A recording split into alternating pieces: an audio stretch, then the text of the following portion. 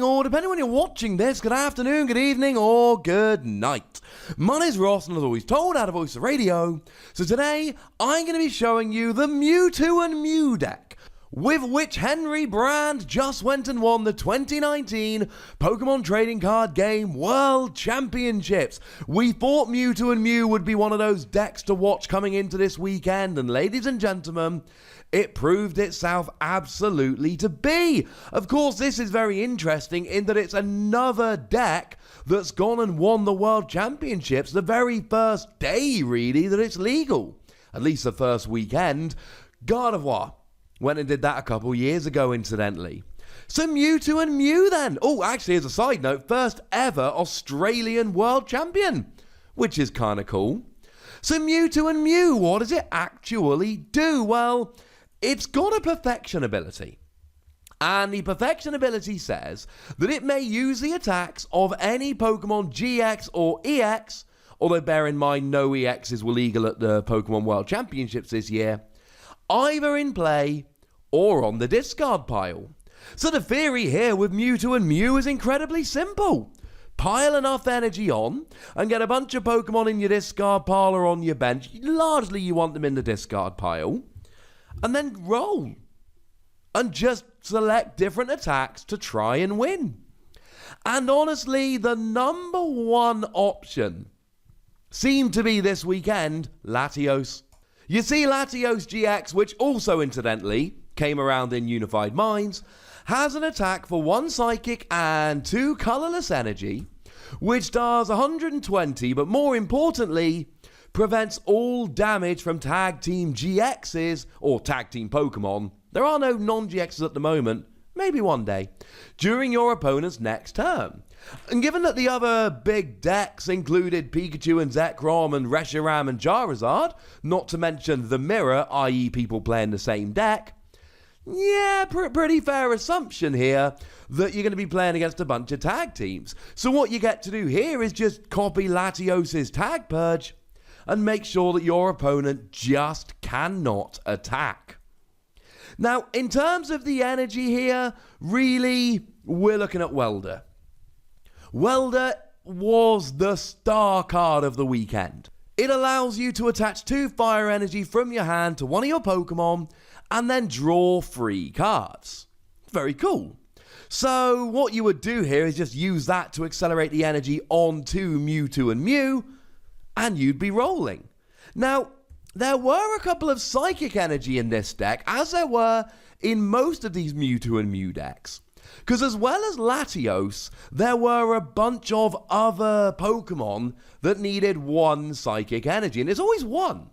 Latios just needs 1 energy, but we also saw Espeon and Deoxys, yet another one of these Pokemon that came around in Unified Minds. This really was like Unified Minds.deck. And the main draw here for Espeon and Deoxys is the GX attack. 1 Psychic, 2 Colorless Energy. Place 10 damage counters on your opponent's Pokemon in any way you like. Or, if you've got 1 Psychic and 5 other energy, you get to place 20. And we saw this really come into play in a game that was actually played by a different player earlier in the weekend, when one turn they were able to drop 10 damage counters on a Pidgey. It was last year's world champion Robin Schultz, incidentally. And then the next game, they were able to drop 20 damage counters on 3 Pidgeotto, or indeed 18. So one game, they got rid of 2 Pidgey, stopping Pidgeotto coming out. And the next game just got rid of 3 Pidgeotto, stopping his opponent having any real draw engine, and that's what took him to the win. Against Evolution decks, and there weren't many this weekend, but against Evolution decks, this GX attack is so gosh darn good. Although you could also do 160 if you had a full bench of Psychic Pokemon, it wasn't the best option. The other one we saw was another one that came around in Unified Minds, the new Naganadel GX. Now this is a stage 1 with a great ability, but we don't play the basics, so we can't use the ability. We dump it in the discard pile just to use Venom Shot. 1 Psychic, 3 Colorless Energy, discard 2 energy, do 170 to one of your opponent's bench Pokemon. Generally here, you're going after Dedenne. Dedenne was the engine for so many decks this weekend, And this gets a one-hit KO on a bench Dedenne. Simple as that. Yeah, some people would use Mew to try and block it, but never mind.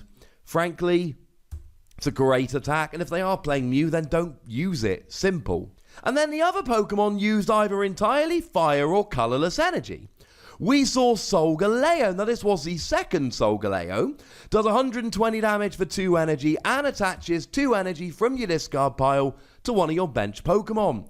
Pretty gosh darn good if you're playing against anything that's trying to run you out of energy. We saw Reshiram and Charizard. I mean, look, Reshiram and Charizard, right? It's a great Pokemon. So if you're playing fire energy anyway, why wouldn't you play Reshiram and Charizard? 4 energy, 230, can't use that attack next turn, but it's fine because you've got a million other ones to choose from. Now the Outrage attack that does more damage for each damage counter on you is kind of interesting and useful sometimes, and there's always a chance for 6 energy to do 300 damage and go through any effects on the defending Pokemon, like an opposing Latios for instance, but generally speaking, it's for Flare Strike. And then we saw Magcargo. And I adore Magcargo in this deck. Magcargo you need to get free energy on, which is kind of annoying, but then you can discard as many fire energy as you like, or energy indeed of any description, basic, attached to Magcargo, and do 50 damage base plus 50 for each one discarded. And this was your option to just do a huge attack. Get 5 energy on there and just hit for 250, discarding them all. It could only discard energy from Magcargo, or indeed Mewtwo Mew when it was copying Magcargo, but it led you to very, very big attacks. Now there were also some Pokemon that you played not to copy, but because they helped you. I mentioned Dedenne earlier. Yeah, Henry played a lot of Dedenne. Because it's just great for setting up. When you play it from your hand onto the bench, you discard your hand and draw 6 cards. It's great. It's limited to once per turn, unfortunately, but still pretty gosh darned good. And we played Jirachi. Jirachi's really nice because it takes away the weakness of all psychic Pokemon, though incidentally that is yours and your opponent's. It's a very good card. Now this deck would be kind of weak to Power Plant, turns off Jirachi, turns off Dedenne, turns off Mewtwo and Mew, but firstly you're playing a bunch of your own stadiums, more on that in a moment, and secondly Power Plant was not as prevalent throughout the weekend as I was expecting. Let's just say expect more Power Plant going forward if this deck remains popular. Oh yeah, and Cobalion there, which was largely played for the ability, because it stops you being affected by special conditions, and, well, Pika ROM decks tended to play Raichu and Alolan Raichu, and they tend to paralyze, and that's kind of annoying. Cobalion gives you a way around it, ladies and gentlemen. Though it does also have an attack for colourless energy, which basically stops your opponent attacking for a turn, which is incredibly useful in terms of, oh, they've only got one more turn, they can't attack, and then next turn, I'll be ready to attack. If you need one more turn to get ready for that game-ending attack or to draw your second custom catcher, Iron Rule here is absolutely the way to go. Now, in terms of stadiums, we actually had a bunch here. Being a fire Pokemon, or a largely fire deck, I should say, we've got Giant Half. And Giant Half is really nice because you discard a card from your hand and then search your deck for 2 basic fire energy, put them into your hand. What's weird is that we also saw him play in the same deck, Viridian Forest, which discards a card from your hand and then searches for any basic energy. Why play both? Because you're a largely fire energy deck, but I've already mentioned that you do need to play a bit of psychic energy here and there, and this helps you search out that psychic energy rather nicely. And actually, I should mention, being a fire deck, we also play Fire Crystal, and by we I mean Henry, just to grab your fire energy from the discard pile. Fire has a lot of really good tricks.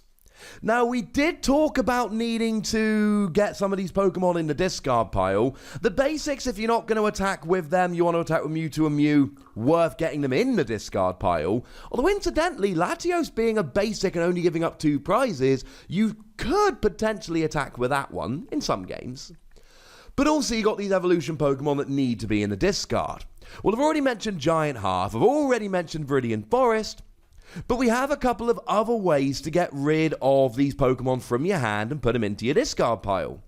Acrobike is really good here to give your deck a little bit of extra speed. Look at the top 2 cards of your deck, one in your hand, discard the other one.